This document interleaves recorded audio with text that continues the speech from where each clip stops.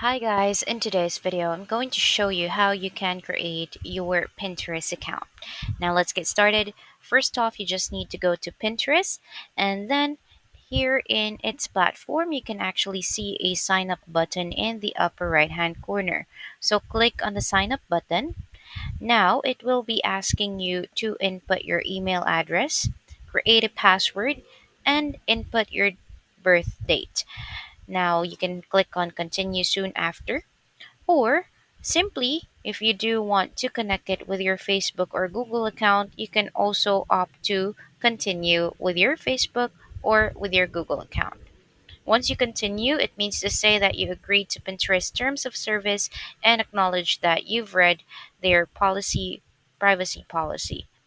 And that's about it on how you can create your Pinterest account. I hope that you find this tutorial helpful. Thank you so much for watching, and see you in the next one.